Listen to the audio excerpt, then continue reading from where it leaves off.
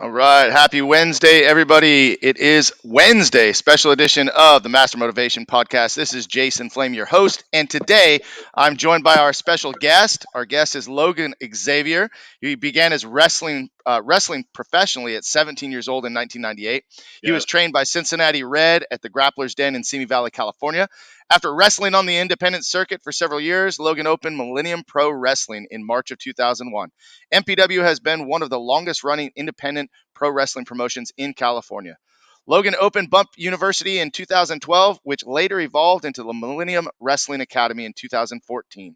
In 2016, MPW began running weekly shows and has not stopped since, becoming the only promotion in California to run a show every Friday night.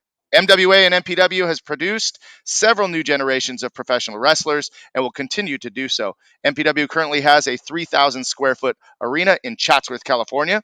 And Logan has also been a police officer in Los Angeles County for all of the last 19 years and is also a personal trainer at his gym in LX Fitness. This is a long time in the making interview that I've waited over. I mean, listen, when I set out to get my guest list going, you were in the top 10, and we waited and waited and schedules. Finally, we're here. Well, which is hilarious to me because you have like some really high level guests that are like world famous. So the fact that you want to talk to me, I think that's very honoring to me, and I appreciate that. So hopefully I can bring something to the table that's interesting. Well, I know you will because you're a great storyteller. You got a lot of stories to Oh tell. yeah. We've had a lot of the MPW wrestlers on the show. We've had our trainer Steve Adkins. We've had Danny Cleary. Hmm. We had Hell Kid. So we've had a few on the show already. But I can't go without telling the story one more time. I had an interview with Brett Wagner last week and kind of told the long drawn out story. But the short story is I wanted to become a professional wrestler in my early 20s. And I thought that, I could be a pro wrestler and still have a karate school and do this whole thing. Well, Sure. pro wrestling didn't work out because I was a weenie and went down to UPW and just walked out of the arena, walked out of the school because I just didn't feel fit or ready. And it's just fate stepped in. And Barry Cohen walks into my school one day and says, "Hey, how would you like to promote your martial arts school?" And of course, at the time of building the school and trying to get out there, do all the marketing I can, I said, "Absolutely. What's the deal?" And he goes, "Well, it's a professional wrestling organization in Simi Valley, California, at the Boys and Girls Club." I said, "Are you kidding me? I got to do this. I got to do this. I love pro wrestling, and it's a great way to get my name out there in the community." And so come to the show. Barry introduces me to you. You say, "Hey, we have a school." And again, this is long story short, but I told you a little bit of the story. And you're like, "We got this school. We got a guy from WWE that's doing the training. Hmm. Come out to Bump U," and boom, the rest is history. We went from Bump U, then we moved the school out to Moore Park, Hmm. which I was very proud of to be a part of that. And we ran here every week for Friday. I got a chance to live my dream. I had over 100 matches, which doesn't seem like a lot to a lot of the guys now, but that's still a lot of matches, I think. And I had Yeah. the best time ever. And a couple things. Number one, I have yet to retire, so let's just put that out Well, there. I have yet to also. Say that again. Either. But Right there we go. We're getting a little feedback and a little cutting out. Can you hear me okay? I can hear you great. So There we go. Okay, now we're back. all right. Okay, cool. So, enough about me and my story, but that's kind of how we connected. And Sure. so, what I want you to share with the audience, and we'll go in different directions, I'm sure. But let's talk about the formation of MPW and you starting your professional wrestling training. How did you get into pro wrestling? Okay. So I'll try to go in a linear line as much as possible because so everything that you just said in your kind of introduction, this evolution of kind of our history, I hit a branch on every aspect of that, even with Brett Wagner and UPW because I have a history there also. So I'll start. The first independent pro wrestling show I had ever seen is actually the first live wrestling show I ever saw was in May of 1998 at Poly High School. It was a promotion called Southern California Championship Wrestling. It was owned by Dynamite Darren, Dynamite D, and then Kevin Kleinrock was the promoter. Ironically, that was the day I met my wife because she was selling tickets at the box office. And so I'm 17 years old and I walk into this high school gym and I'm over there with Clint, who later became Ecstasy, who later became Triple X, and we meet this woman selling tickets who later becomes my wife, which is kind of fun. It was also the day that I met JR, who later became the Hell Kid, and there's a more on that story later. So that the three of us watched this wrestling show, and I had never seen independent wrestling. Like I'd never seen anything outside of WWE or WCW or ECW that was like local. So it was like these local wrestlers, and they were bigger. I mean, they were, at the time, 17, I was 5'10" and 135 pounds. So I was like really small. But the show was really good. Like they were doing the same stuff that you'd see on Monday Night Raw or whatever. And again, the concept that they were smaller than the wrestlers on TV, maybe not, but it was like intriguing enough where I'm like, oh man, I really want to do this. The next show that they ran was a month later at UCLA, and that was the show where Cincinnati Red and the Honky Tonk Man wrestled Yokozuna, and the Sheriff Jess Hansen was his partner. So when I went down there, I saw the same guys who I'd seen the month before, but now I was seeing Red and Jess, who had wrestled on the previous show, tag team with these WWF guys, and it was WWF then. It was the World Wrestling Federation. It wasn't WWE. It wasn't World Wrestling Entertainment. That's what it was then. So once I watched that, those guys actually like having a match with, guys who were WWF champions, I thought, okay, this is really like legit. Like there's nothing different about what they're doing here than what you're seeing in the big league. While I was in the stands for that, a guy named Johnny Hemp came up and gave me a flyer for a TV taping a week later for a promotion called the IWF, which was the Impact Wrestling Federation, and they were in Simi Valley.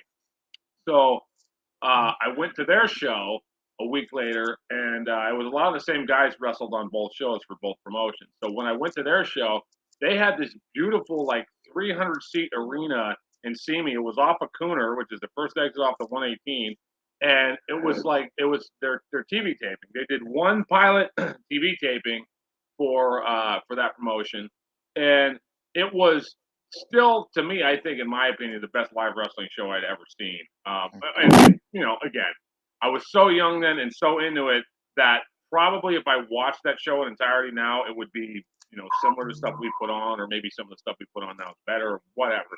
But at the time, it was so good. Chris Daniels wrestled on that show. He had a mullet then at the back of his neck. There was,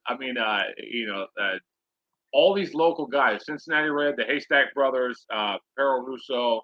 There's a guy named Kid Chaos who wrestled on that show, who's Joey Chaos. He was, I think, probably 19 years old at the time. I would say he's the skinniest guy on the show. He's probably about 175 pounds then. Mm-hmm. Just a kid.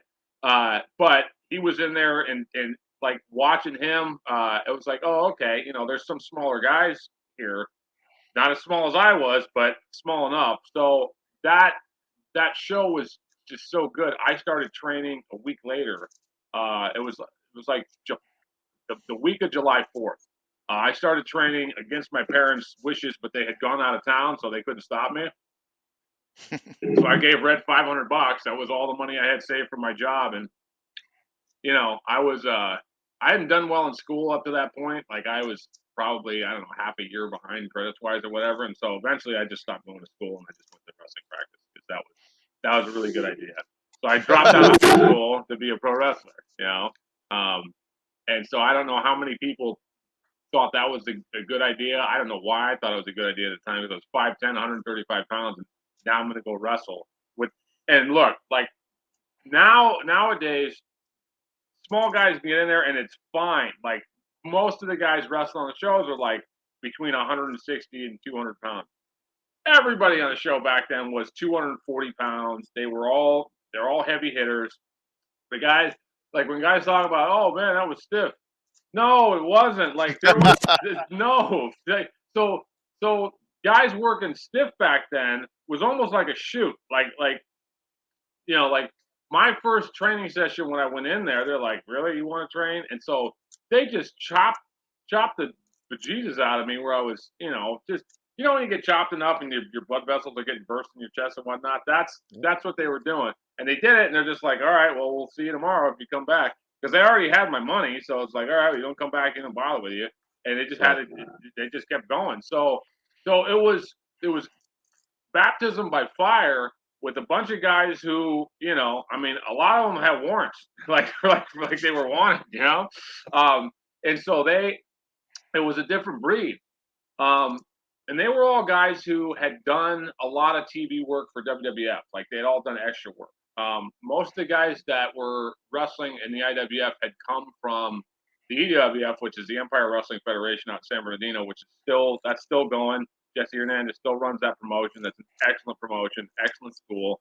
Um, a lot of the guys had come from there, and when they came up through their ranks, back then there was a lot of extra work. Um, kind of throughout most of my wrestling career, that was cut out because there was this plethora of talent that was there where they weren't using extras, but all the guys that I kind of came up with had done all this extra work for WWF. So when you come into the business and within a year you're wrestling on WWF TV, I think that gives you a different perception of where the ceiling is. Where I kind of learned pretty quickly where the ceiling was. So I got my first match 6 weeks after I started training, which is pretty fast. I mean, and look, I was training 4 or 5 days a week when it started, so it's like, I mean, I don't know if that accelerates things or not, but I really got the match because I had a car and my trainer needed a ride to Tucson, Arizona, and because he was booked and he was booked for a decent amount of money, $100 or whatever. And when I say decent amount of money, 1998 to drive to Arizona and back was like probably $40, $50. So Red was booked on the show, and so I wrestled him, and it was at a Greyhound racing track in Tucson, Arizona, outside in a boxing ring. They didn't have a wrestling ring; they had a boxing ring. Well, a dog race was going around, around the thing. So guys are betting on the dog race.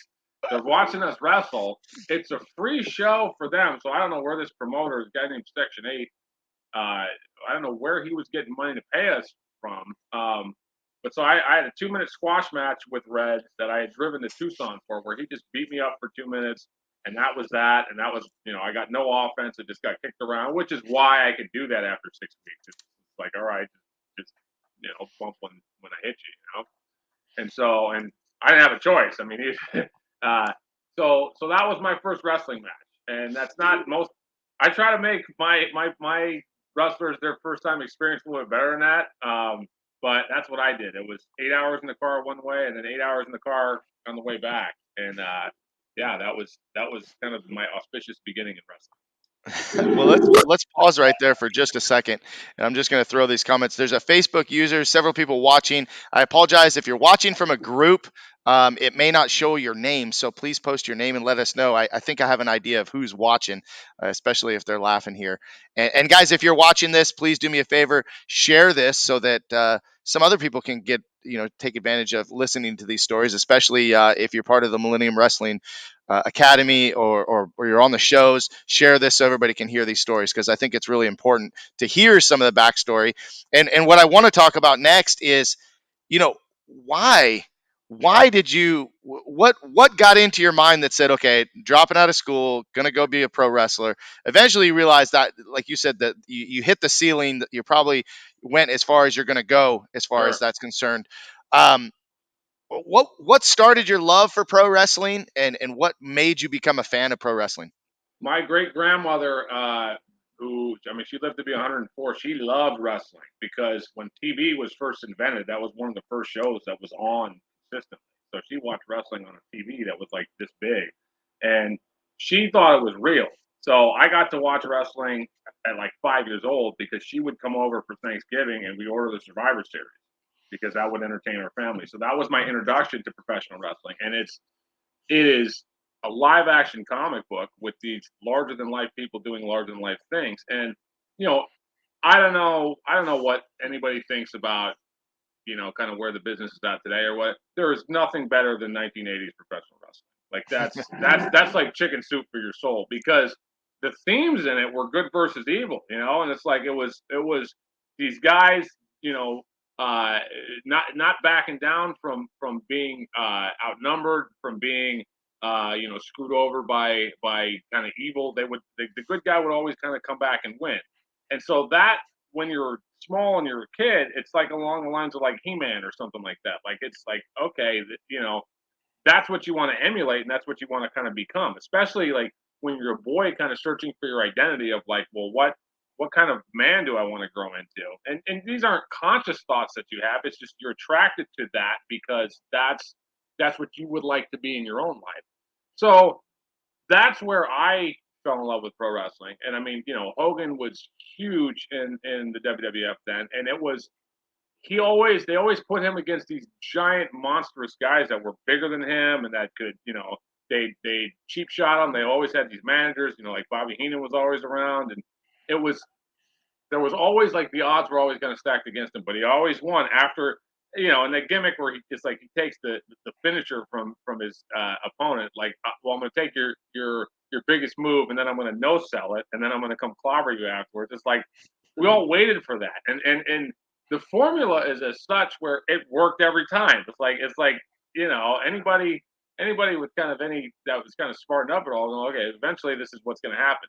But it's like every match he had, it would get to that point, and then we would just go nuts. So that's where I fell in love with it. And then as it continued, once I kind of became a teenager, I stopped watching wrestling as much because I was out with my friends and all that, like kind of separated from being home watching TV.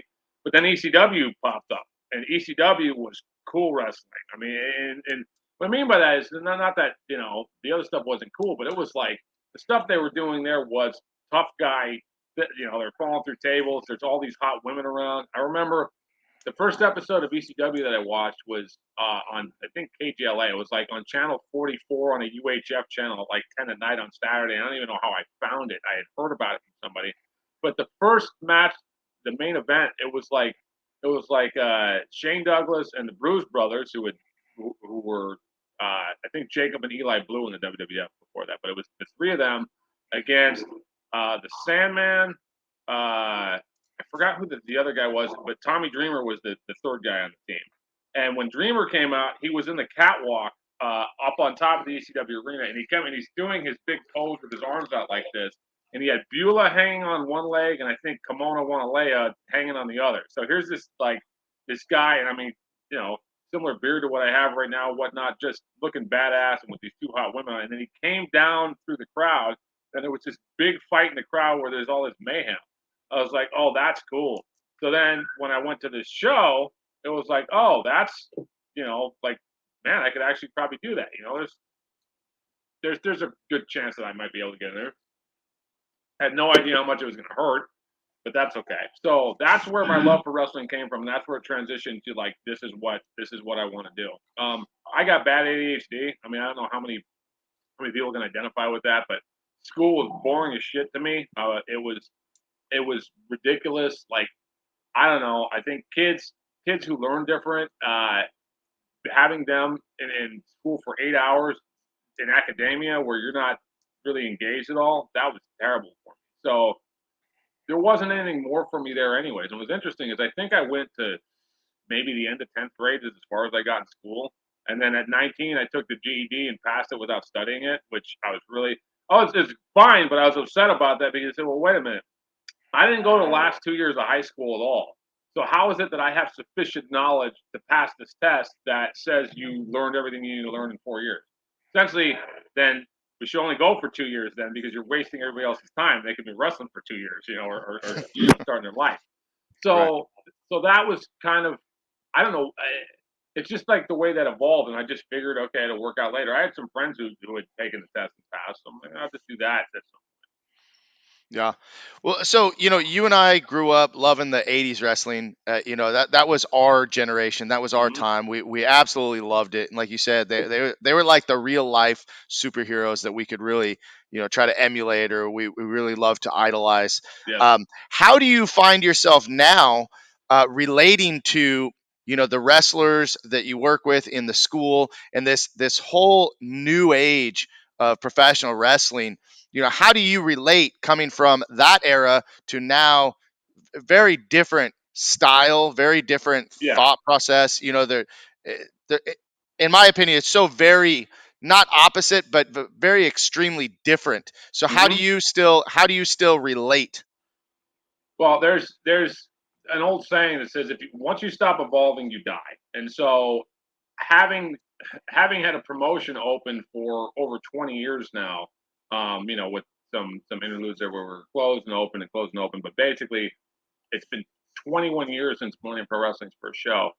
Um, you have to evolve with the business as it does, but you also have to evolve with people as generations come and go and whatnot. And so for me, the way wrestling worked was I started at the bottom and I had to earn the respect of the people that were in there. So I worked really hard and got that respect.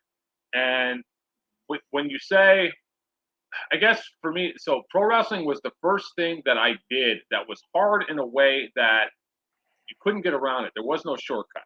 There was no way to get around taking the bumps. There was no way to get around. You're going to wrestle people who make you uncomfortable, who may try to hurt you out there because that's just what temperament they're in.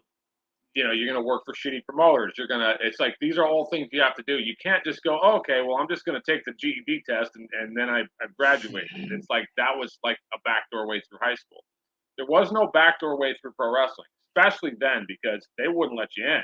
And so, like back when I was working, shows all over the place, I would see the same 30 guys at every show, and it didn't matter what promotion it was. It's like, oh, this is so and so's group. The same guys I worked, the other shows with for other promotions. And so whatever 3 letters or 4 letters were on the promotion name didn't really matter because there were only, I don't know, maybe between 50 and 100 pro wrestlers in SoCal that were around. Now I would guess there's probably 500.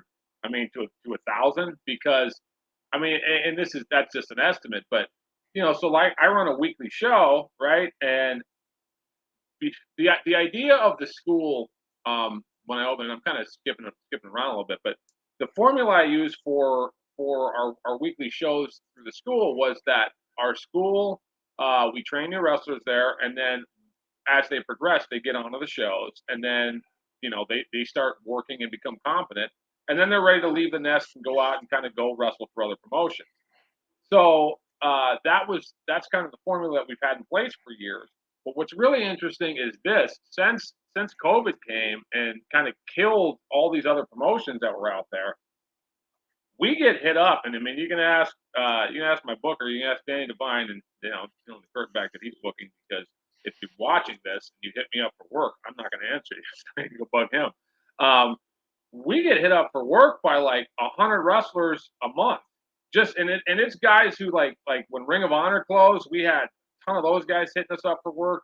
And they're not asking for a lot. It's just food money really. So uh, what happens now is we have so many wrestlers trying to get in that it's somewhat hard to move the students into transitioning into the shows unless they're really showing that they're confident in a way that will allow that to happen. And that does happen still. We've had some guys transition recently, but years ago was primarily student shows. Now we got guys trying to come in from every promotion that are wrestling on TV every week, but they still want to work for us on Friday. So the market is saturated right now. And so when you say, well, how do you deal with this generation? It's the idea behind the school was it was to put people through kind of a mini boot camp. It's like the process of going through something that's just hard that you have to do. A lot of people don't get that in their life organically. So, but they want to be a wrestler. And anybody that walks into a pro wrestling school wants to be somebody else. And if you don't, and maybe not somebody else completely, but like a souped up version of yourself, you want to be more than what you are when you walk in. So the purpose of the program is to make you more than you are, not just within like yourself, because everybody's, oh, I want to be this character and whatever, and people act that out when they're in the ring because they feel more comfortable with I'm this person, I'm not me. But what they don't realize is through the process of learning to be confident wrestling, being able to take the hits, being able to take care of your opponent, getting in better shape, showing up to practice when you're sore and when you don't want to. Um, those are all things that make you a stronger person. So that's always been the idea behind it. I mean, and it's probably very similar to what going to a martial arts school is, but we don't really have the defined discipline kind of the same way that maybe you guys would, where it's like, all right, there's like this nuanced kind of, I don't know, kind of mashed potatoes version of that. But that's the idea: is that you you come in kind of not weak, but you come out stronger than you were when you came in, and you come out better, and hopefully you learn something along the way. So that's how I identify with this generation. It's the same stuff. It's the same stuff in the aspect of like that's where I want you to go, and that's what I want you to learn. So if you can do that through the process, then I think the school's still accomplishing, kind of what I set out for. Hmm. Well, it's funny you talk about I remember very distinctly when we started, when we transferred from Bump U, then we came to Moore Park and Millennium Wrestling Academy. I must have come to you with about 100 ideas, and uh, Yeah. I talked a lot about it'd be cool to have a belt system or some kind of ranking system in our classes so that we know how to move them up and when to move them up. But looking back, having trained at Bump U, there is a very distinct difference in how we run or how we ran Bump U at the time to when we opened Millennium Wrestling Academy. And when we started doing the weekly shows, like you said, it was more of a student based showcase, Hmm. every week. And now you've got guys that have tons and tons of experience that are Oh getting yeah. booked. We've seen that, like you said, evolution of how, you know, Millennium Wrestling Academy has changed. Is that what you wanted? Is that what you had always hoped for? Or do you kind of miss the lower level guys getting a chance a little bit sooner? So I think, well, I mean, it's kind of a new problem, and it's not a problem. It's a good problem to have. I think the options kind of moving forward, because the other part is this too. It's not just my school that feeds us wrestlers. In San Diego, there's a school called Level Up that is owned by B Boy, who's been around for forever. They're a Mhm. really good school. They produce really good students. A lot of their guys come up, and then Santino Brothers sends a lot of their students over to wrestle for us as well. They're also an excellent school that produces, excellent pro wrestlers. So we have this, like, again, when I would say it's oversaturation, it's not a bad thing. It's just that we just happen to have this weekly show that runs on Fridays, and I specifically pick Fridays because most promoters, if they're picking a day to run, are going to pick a Saturday because logistics wise, to set up for a show, that's just easier. It's easier travel wise because people aren't at work, so they're going to select that. Because for us on a Friday, there's no setup because the arena already exists. People can just show up then, and then it's just consistent every Friday night. And so what we'll get a lot of times too is like if somebody's coming into town from Las Vegas, for a Saturday show, they may come out just a day early and work for us because they just happen to be there. So how I really like the quality of the shows we're putting on right now. My booker does a really good job, putting on some entertaining shows, and the people that are coming in are really good. I mean, we've got some compelling storylines, and the guys, I mean, when you work every week and you work around kind of the same guys, the same kind of 25 guys or whatever, you get you get to know each other. The better you know people, the better you know their move set, the better matches you can have. So we've had some really, really good matches with these guys that come in from other promotions, kind of become part of the family. So I'm really enjoying that. I think the way that I solved some of the students transitioning faster is I just need to start running some kind of more student-based shows on Saturdays on occasion.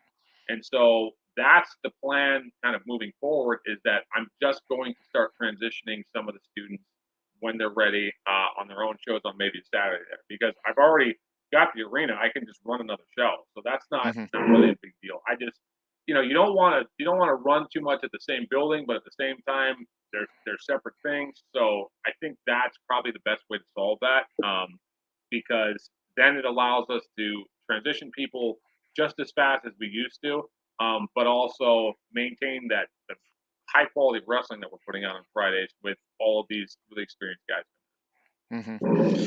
So let me back up a little bit. Talk about your experience as a wrestler. What was your pinnacle moment? Um, did you accomplish everything that you ever wanted to accomplish as a wrestler in the ring?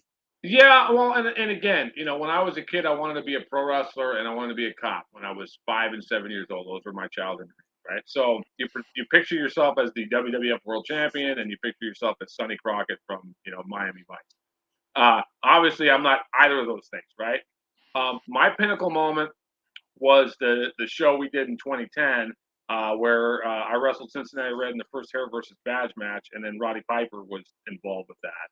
And it was a match against my trainer, who I had just the utmost respect for. We went out there and beat the dog crap out of each other. I mean, we put each other a bunch of tables, and I'm bleeding all over the place and whatnot. And my buddy Ken's involved in the match. Jay Whiskey Fist McIntosh is involved in the match.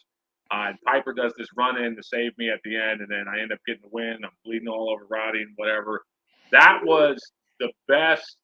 That was the best moment I ever had and ever will have in professional wrestling. So the pinnacle for that for me was that, and that was the part of the documentary Unpinned, which was about my life, which is available on iTunes and YouTube, and I don't know all these other things that are out there. So search Unpinned if you want to see more of my story and more of Millennium Pro Wrestling story. That was the pinnacle of all that. So for me, that was as good as it was going to get. I didn't need it to go any farther than that. I knew my jaw would click for 4 months after Piper That's pretended. got to be that's That's got to be Jay whiskey, right right? there. That's Jay. Yeah, that's Jay Whiskey Fist McIntosh, and just so ironically, I'm just gonna plug him shamelessly right now. Jay I think it's under the name Jay Shufflebosen. He has something like 50,000 followers on YouTube that just listen to his stories about life. And if you ever, he's one of the most interesting people that's ever existed. So if you're watching this, give him look up his stuff. You'll hear stories about everything. He's a stuntman. He's a legitimate professional jouster. He holds the record for dying the most times, 1,000 ways to die. The pro wrestler. He's a gun nut. He's one of the best people that I've ever known, and one of the most genuine. So I would definitely look up his stuff if you need some entertainment. So yeah. So for me, when you say, well, you learned pretty quickly that you weren't going to kind of make it in wrestling. Let me just touch on that a little bit, because you brought up Brett earlier, and Brett was the big swag in UPW, and I guess you went down there at some point. When you went down there, was that when they were in Huntington Beach at LA Boxing, or were they at Gold's Gym by No, I think they had I thought it was their own facility. It was on. Oh gosh, now I can't even remember what street it was on at the time. But it seemed like they had their own facility. The Ballard brothers were teaching that class. I Was that forget in El who else was there Segundo? that day. It may have been El Segundo. Okay, so that's a few years after I was there. So by the time I was 18, I had been wrestling for a year or two, and I actually owned part of a wrestling school, which was, I forgot what the name of it was. It was for UIWA. It was the United Independent Wrestling Association, or Alliance, whatever. And that was owned by Johnny Hemp. But I put in $1,000 to buy the ring there, out of the $6,000 that the ring cost. And this is, again, that's 1999, so $6,000 was a lot back then. That school that we had, that was the first place that Samoa Joe ever took a bump in the ring. He lived in Huntington Beach. He started training with us, and Joe came in there, and you could tell really quickly Joe was going to be something good, because he was just, the way he moved and the way he did his stuff. He was really, really good. But so that that promotion was in Huntington Beach. We heard about UPW just because it was local there. So I went over and I started training over there. And when I walked into that school, first day I walked in, a guy named Mike Bell was teaching. Mad Dog Mike Bell from Bigger, Stronger, Faster. Was a great guy. God rest his soul. He was teaching the class, but then like kind of co-teaching with them was this guy named Rob Van Dam, who was the ECW TV champion at the time. I was like, holy shit, what's this guy doing here teaching? And it was Rob had a friend named Andy who wrestled at the Andy Van Dam a little bit. I don't know if it was his friend or his brother or what the deal was, but so he was training there, and there was all these really big guys, like these giant bodybuilders were there. That it was very apparent this was a different kind of school. And so walking there, and Rob Van Dam's teaching the class, and there's this guy named the Prototype who's later be, that's John Cena. There's this Heidenreich was there, Nathan Jones, like all these big guys that went on to the WWF. A guy named Aaron Baker was there. It was this bodybuilder who was just jacked out of his gourd. Like, yeah, I mean, he's so ripped that I don't even know how he turned and wiped his ass. He was that big. So I walked in there and they're like, hey, you can train here or whatever. I'm like, okay. So I started paying to train at UPW, even though I owned a portion of a wrestling school that I had the key to that I could go get in the ring and whatever. I just wanted to be around those guys because that was the idea to transition was to go there because they had these big shows. So I was there for a little while. The first show that we were going to run was at a place called the Roxy in Hollywood, the Roxy Theater, which I had played in bands at and whatnot. I went down there with Swag, and the reason why I got called was because they knew I owned a ring. So we went down there to measure the mosh pit because that was where we were going to have the area to put the wrestling ring. So we measured it. Swag's like, well, how big's your ring? Well, it was 18 by 18. So we measured it. It was like barely 16 feet, which is a little bit longer than 16. He goes, oh, no, it's not going to work, man, because it had to be off the carpet for the fire code, and they weren't going to let us run the show there. Well, but because I had been around the business a little while, I'm like, oh, I know a guy with a 16-foot ring, which is a guy named Martin that owned WPW out in Anaheim. I actually stole the weekly show idea from him because he ran a lucha show every Sunday. And so we drive, from the valley down to Stanton for free to wrestle for Martin every Sunday. So Martin got that ring rental, and unbeknownst to me, he rented the ring to UPW for like 5 years afterwards. So he made thousands of dollars from that reference that I had for him. So it's kind of ironic. Like if my ring would have been 16 by 16, then maybe we could have got all that work. That's the way it worked out. So, anyways, on that show, Bruce Pritchard was there, who was Brother Love in the WWF. Bruce Pritchard was in talent relations, and he was scouting for talent to sign for WWF. So this is the most exciting thing I've ever been a part of, and I think I was probably 18. Yeah, I was probably 18 and a half years old right there. So it's like, okay, this is cool. We're gonna get looked at by WWF talent scouts.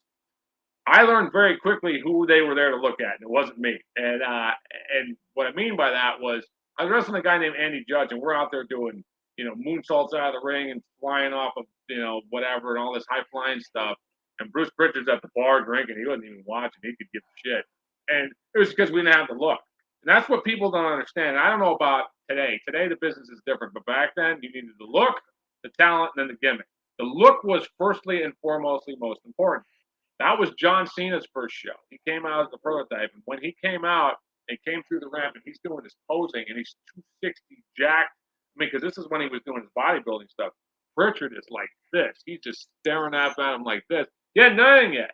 I mean, it was like, he was in his first couple months of training. He could barely put together a basic match then. Now the guy's, and you don't know it at the time. You don't know you're looking at a future Mount Rushmore of wrestling member, who was on top of the biggest promotion in the world for over a decade then. But it was like he was 23 years old, and I think he got offered a contract. I don't know if it was that night, but it was shortly afterwards. Contract for $300 a week, by the way, which is what the WWF developmental contracts were back then, all $300 a week. But there was the guy that they were looking at that night was a guy named, I think, Andrew Bernitsky or something like that. It was a guy he was in the movie The Program. He was in the movie Any Given Sunday. And he was in, I think he was Leatherface.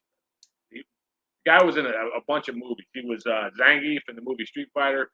So they were looking to sign him, and he got into it backstage with Chris Bell, who was the writer. He got into it because he was wrestling some guy named Stas, and there was something where basically they wanted him to win the match, but they wanted Stas to beat him up afterwards so that he showed some weakness or there was some reason to come see it again. And he was not having that. He's like, nope, this is my piece and this is what I'm doing, whatever. And and Bruce Pritchard overheard that and like, okay, this the guy never transitioned to WWF, which and all intentions were for him to do that because he was 300 Mm-hmm. pounds of muscle. So I learned in that kind of instance, okay, that's what they're looking for, and it's not me. And it was all these, they signed, I think, like 12 guys or something over the course of the next few months. All of them were like these huge bodybuilder type dudes. All of them didn't know how to work that well. And obviously they learned because that's WWF or WWE. It's the machine. They're going to teach you to wrestle. They get you into their school. They're going to teach you how to work.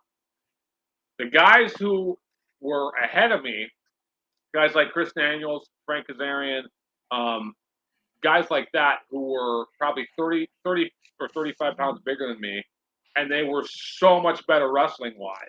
I mean, talent wise, and they're not getting signed, but these bodybuilders are getting signed. It was very apparent to me, like, okay, like either I start doing steroids right now and, try to continue to go with this, or I accept the reality of this is not, I'm not going to the big league.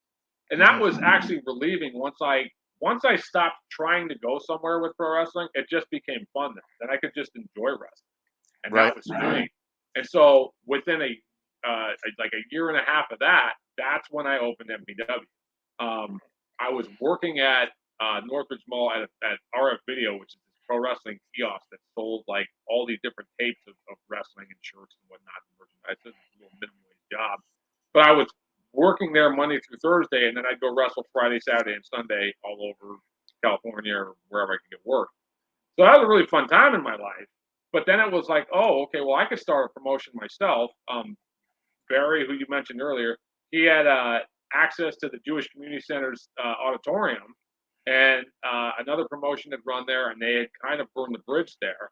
But I'm like, well, hey, can I, run there? And Barry's like, yeah. And so we put on shows there, and the shows we put on, man, in 2001, those were the Indie All Star shows. And what I did that was different than most promotions, I just went around and like all these promotions back then had a school attached to it, and it was like their guys, like you wrestle here pretty much. I wouldn't just pluck the best guys from everywhere. So the first show that we had, the 4-man tournament was what we were supposed to have, and it was basically Chris Daniels versus Psychosis and Frank Kazarian versus the Prototype, John Cena, which is what it was supposed to be. Cena got booked in Saudi Arabia then because he was already starting to take off a little bit, and so we pulled him from the show. Chris Daniels called me and said, "I got a guy who can replace him who was really good." I said, "Oh, okay, well, what's this guy's name?" He goes, "Oh, his name's Adam Pierce. He just moved. He just moved from Chicago. I heard you'd be, the first promotion that he works for." Okay, cool. Like I'm like, if you say he's good, Chris, then he's good. Well, Adam Pierce is, not only is he good, he's great. 5-time NWA World Champion, and has been, been a coach down at WWE for years, and now he's like, he's on TV every week. It's basically like the official there. So so that first and then Psychosis just didn't show up. Like he just didn't go to the show that day. He was booked for a signing that was down the street, and his agent had him booked to be there. And I don't know why he didn't show up. So then the first main event is Chris Daniels versus Frank Kazarian versus Adam Pierce in a three-way dance. Funny is if you ask Frankie Kazarian to this day what his favorite matches are in his career, one of them was that main event pay-per-view match with Kurt Angle that he had in TNA. His other favorite match is that three-way dance that happened at MPW in front of 200 people, whatever it was. I did March of 2001. So it's just a testament to not to my booking because that match kind of fell together accidentally, but just it's a testament to how good those three guys were in the prime of their career right there, where they were all. I mean, that match was like 30 minutes long or whatever, and they just killed it. I mean, I just super impressed. So, is there anything left in your career that you'd like to accomplish? Okay, so I potentially have one more run in, and it's funny because Brendan Devine has been asking me to wrestle him for the last few years. My last match was in 2018. Was me and Clint, me and Triple X against Ray Rosas and Peter Avalon. Ray and Peter obviously really accomplished, both excellent workers and both a great tag team. I don't want to wrestle unless I'm on par where my my skill level and my shape that I'm in are reflect well against the with the people I'm working with. Meaning, I don't want to put somebody through a situation where they got to carry me because I'm older and because I'm not in ring shape the way that I should be. So I won't get in there otherwise, because I feel like that's disrespectful to whoever it is that you're going in there. Um, so like at some point, I will get myself in a ring shape and wrestle Brendan and wrestle some of the guys who are, like I've wrestled Danny several times, I've wrestled Moon several times, but that was when they were just kind of breaking in, right? So their skill level then was like they were good, but they weren't what they are today. Like you watch Danny now, and I was gonna put Danny over because I got a high opinion of him. He Nobody works as hard as that guy. No, it's like he's I think 8 years in now, and he still trains 3 or 4 days a week, and he wrestles every Friday, and sometimes he wrestles Saturday, sometimes he wrestles Sunday.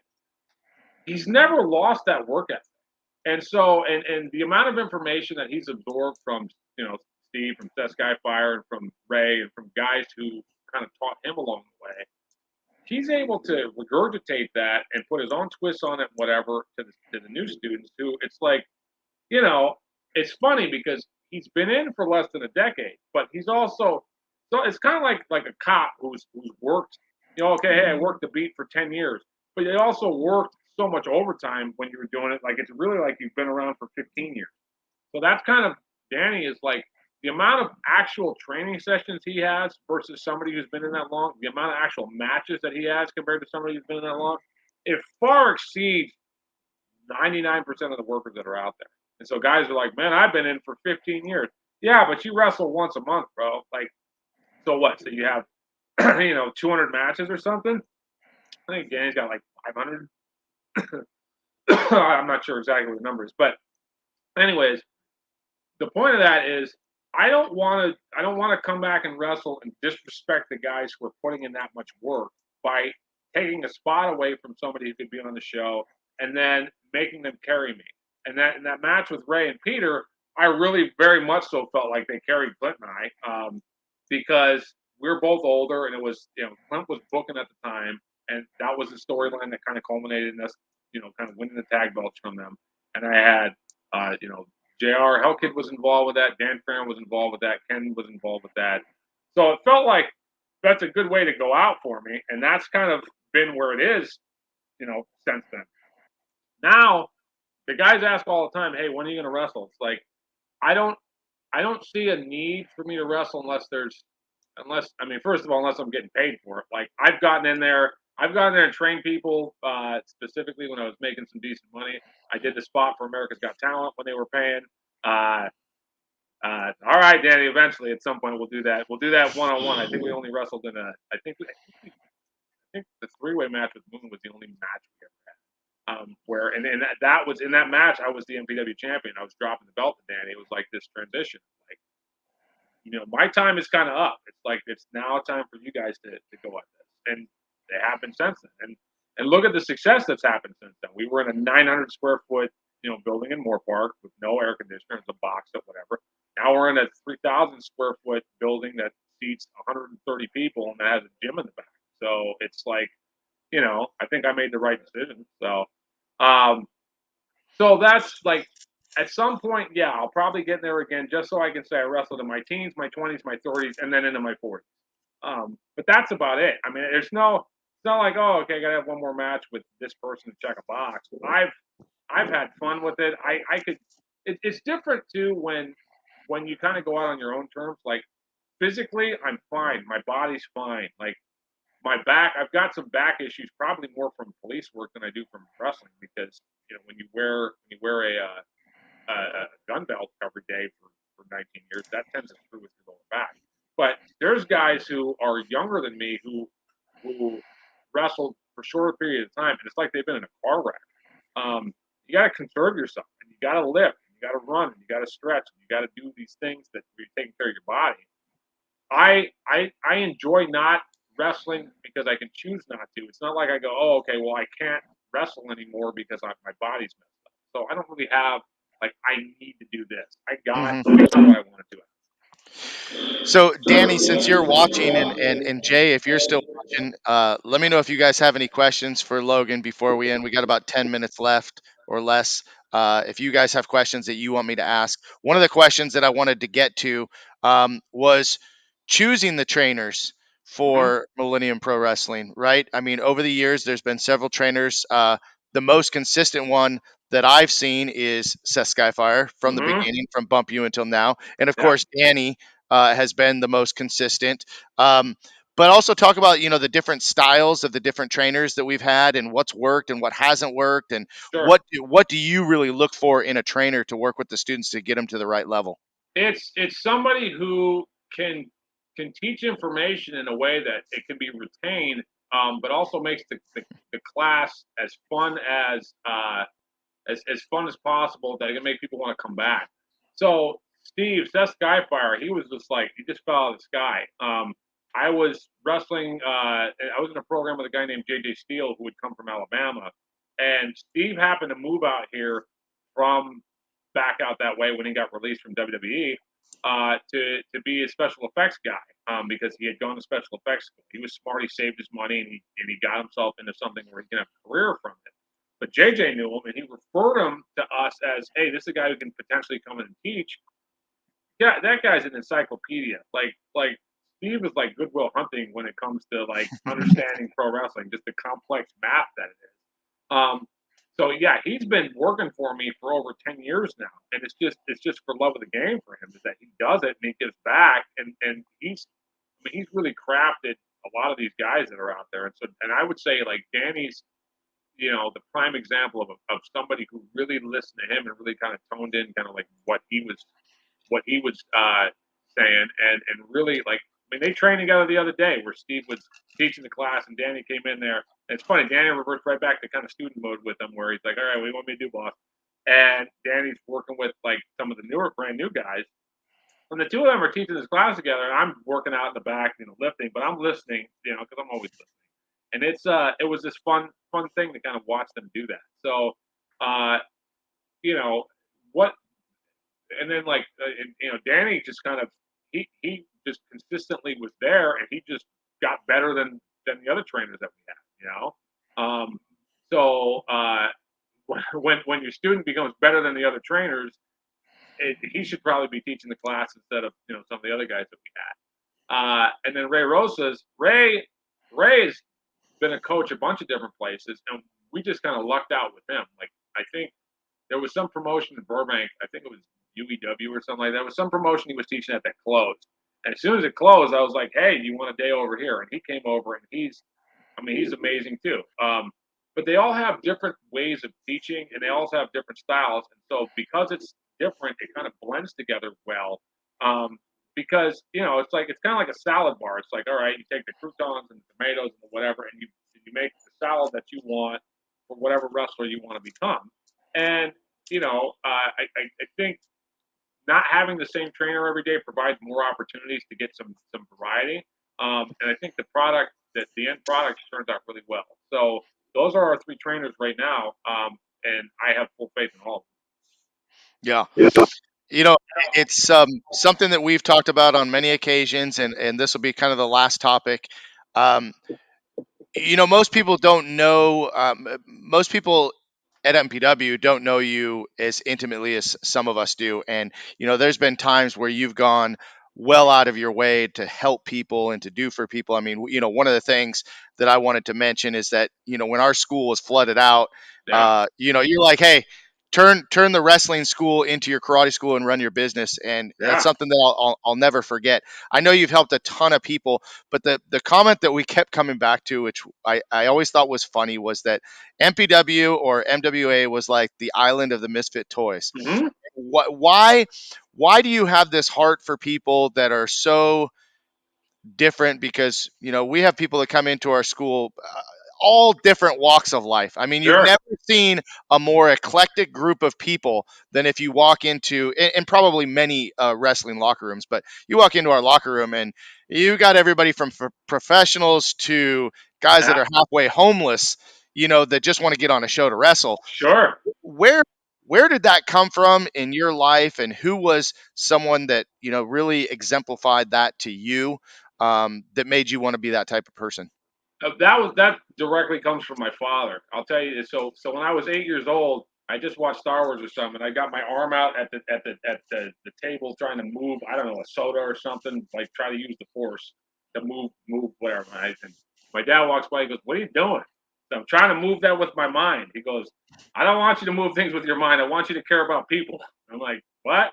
So that's something that I always remembered back then was like, it doesn't. It's like to be caring towards people, to be kind towards people. That doesn't cost you anything. That's just what you want to do. And I've been very fortunate. I've been a very fortunate life to have been able to live out childhood dreams that I've had.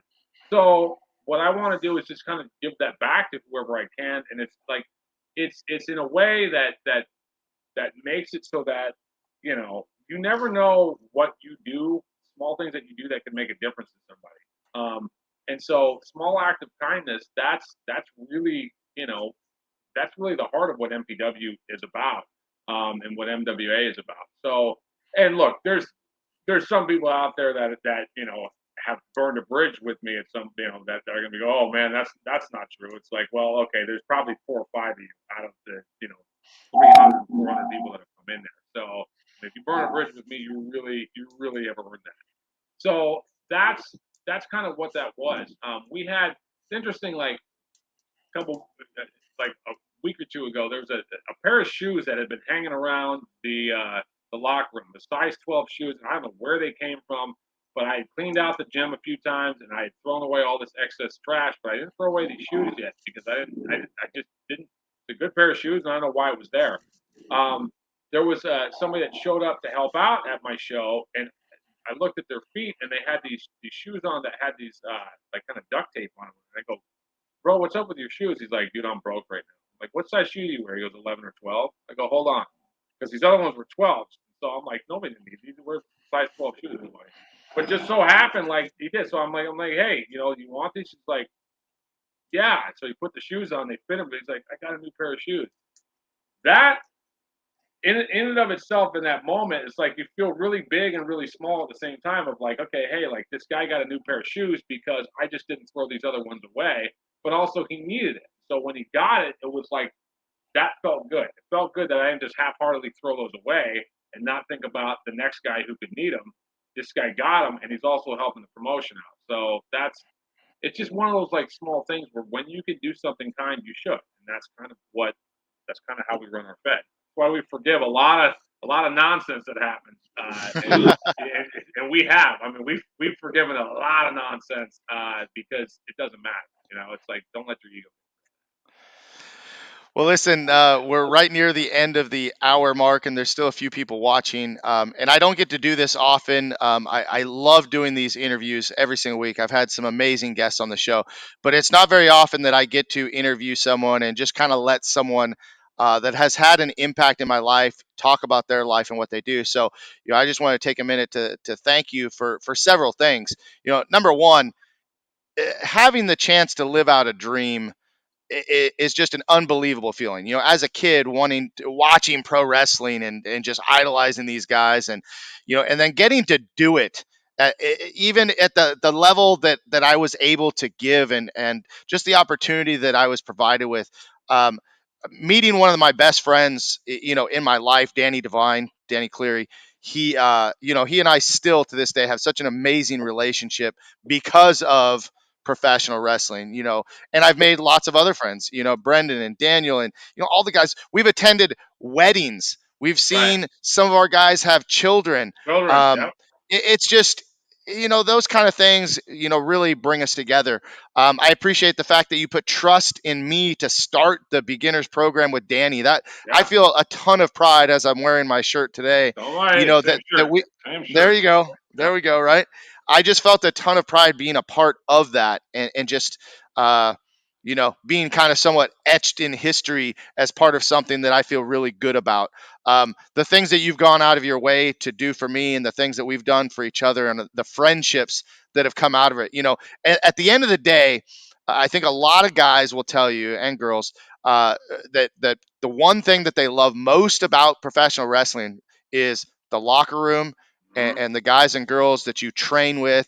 I mean, literally, going through some hard times together and pulling each other up. It's no different than what we do in martial arts and training in that tribal community that just organically happens again with all walks of life. I mean, I mean, I probably would have not met or worked with some of the people that I met in wrestling, that I would meet normally in the martial arts school. So right, I just, very appreciative for that time in my life. I still consider myself, part of the family. So I enjoy that. I love watching everything that's going on. It makes me super proud to see Brendan and Danny just, taking it to a whole new tearing it level. I up. mean, those, Yep. those guys have just really, and, guys like Bucio and Dustin Daniels, seeing these young kids, Hmm. be able to live their dream and have fun Sure. doing it. And there, I don't know if there's a greater feeling than getting in that ring and performing and having people, whether they cheer you or boo you, and you're just part of the show in any Yeah. way. It's such an amazing feeling. We've done a lot of great things together. I'm probably missing some things, but I just wanted to make sure that I touched on those few things at least to know that you're appreciated. I know a lot of the guys feel the same way, and it's something that really nobody can take away from us. So thank you Right. for that. Right. Yeah. No, I appreciate that. You helped out a lot over the years, so it helped the machine stay going. And that's what we need. We need help sometimes because it's a mom and pop business and always will be. So Yeah. Well, I look forward to it running, consistently. I love seeing the new edition of the additional student showcases. That was always kind of my favorite part because, listen, let's face it, there's some people that, probably going to never make it to the Friday night show, but the sure. fact that they get out there and do their thing and get an opportunity, like you said, being able to give to somebody or be kind to somebody just because that's the right thing to do. I Right. think that is an example of that is just giving a shot because most people, most feds, most schools would either turn them away, they would weed them out, or they would just totally blow them off. So Yeah. I always love that we've kind of, brought people in rather Hmm. than push them out. So I think that's a big part of what Yeah. We, MWA we really picked stands up. for. Yeah, we picked up a lot of people that other promotions have done it, and they're like, that's what they did over there, and I'm like, Hmm. don't worry, that won't happen over here. We'll take Yeah. Well, this was definitely worth the wait. I feel like the hour went by so extremely fast. care. Yeah. We may have to do a part two because we really didn't get to talk about Unpinned a whole lot, which is a No. whole story that needs to be told. There's a lot more stories that I know you've shared with us that I think can be told. And who Oh knows? yeah. Maybe I think what would be fun is if we got a panel together with you and Hellkid and Clint and Danny and Sure. and it just like kind of a group Sure. roundtable. So I hope anybody's watching. Let's push that and see if we can get it scheduled. But listen, do me a favor, hang out for 60 seconds. Just want to remind everybody that we will be I'll be having another show this Friday. Yep. I've never done 3 shows on a Friday on my show, but I got Brian Rubio coming up Friday at I think it's 10:30 a.m., but I'll post that for you guys. And of course, MPW is running a show every Friday night. Doors open at 7. Yes. 7. Yep. Show starts at 7:30. Get there, guys. Get there. And it's at the Balderdash in Chatsworth, California. If you need information, hit me up. Hit up Logan, Yep. Danny Devine. We'll get you the information. Uh, bring the family. It's a family show. It's a lot of fun. You'll really enjoy it. I've brought every time someone comes in from out of town, I got to go bring them to a show on Friday. That's like my thing. Like if Yeah. they have any interest in pro wrestling, they're going to the show. Yeah. But yeah, I'll be back next Monday, guys. Next Monday with a new guest. I'm hoping to have my guest on Monday. He's working for a new company that may or may not allow him to do the interview. So let's see how that works out. And yeah, but every Monday, check us out and please subscribe to the channel, share these videos, and we'll see you next time. Logan, hang out 1 second, All right. about 1 minute. I'll be right back. Sounds good.